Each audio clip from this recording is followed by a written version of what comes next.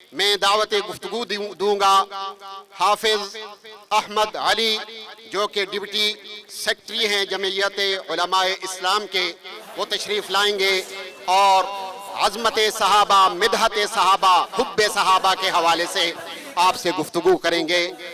حافظ احمد علی۔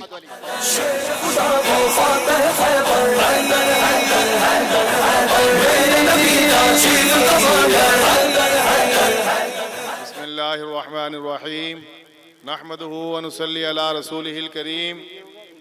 اسٹیج پر بیٹھے ہوئے مختلف سیاسی مذہبی سیاسی جماعتوں کے قائدین، اسی جگہ پر 11 ستمبر کو بھی ایک بہت بڑا اجتماع ہوا تھا جو کہ کراچی کی تاریخ میں ایک سب سے بڑا اجتماع تھا۔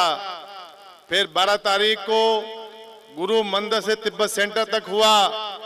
آج اہل حدیث سپریم کونسل نے شہر کی تمام سیاسی مذہبی جماعتوں کو جمع کر کے ایک عظیم الشان گلدستہ سجایا اور یہ عظیم الشان اجتماع منعقد کیا۔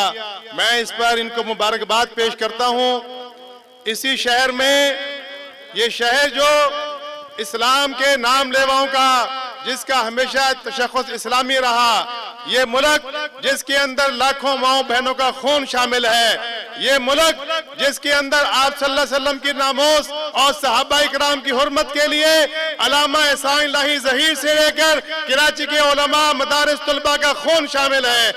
انہوں نے اپنی اس خباثت سے جو ان کے اندر ہمیشہ مجلسوں میں ظاہر کر کے ہمیں بیدار کر دیا، امت مسلمہ کو بیدار کر دیا، ہر سنی کو بیدار کر دیا، اور آج ہم یہ عہد کرتے ہیں یہ ملک جو ہے اسلام کے پروانوں کا ہے، محمد کے غلاموں کا ہے، صحابہ کے پروانوں کا ہے۔ اس ملک کے اندر آپ صلی اللہ علیہ وسلم صحابہ اکرام کی شان میں گستاخی کرنے والوں کے جگہ تنگ کر دی جائے گی انشاءاللہ العزیز۔ اور میں یہ بتانا چاہتا ہوں، جو لوگ یہ باتیں کر رہے ہیں کہ یہاں شیعہ سنی جھگڑا کرانا چاہتے ہیں، یہ ایک بین الاقوامی ایجنڈا ہے۔ میں حکمرانوں آپ سے پوچھتا ہوں، اس کی ابتدا کس نے کی اور آپ نے ایکشن اس کے اوپر کیا لیا؟ یہاں پر حکومت جو منتخب ہوتی ہے سنی ووٹوں سے منتخب ہوتی ہے، اور یہاں پر جو ذاکرین نے یہاں پر گستاخی کی، آج تک وہ قانون کے گرفت میں نہیں آئے۔ کیا تم لوگ گستاخی کرو، ہم لوگ خاموش رہیں؟ خاموشی کا کیا مطلب ہے کہ نیم رضامندی؟ ہم بھی اس کے اندر خوش تھے۔ ہمارا خون، ہماری لاشیں، ہماری گردنیں جا سکتی ہیں، لیکن عظمت صحابہ کے اوپر کوئی آنچ نہیں آنے دیں گے۔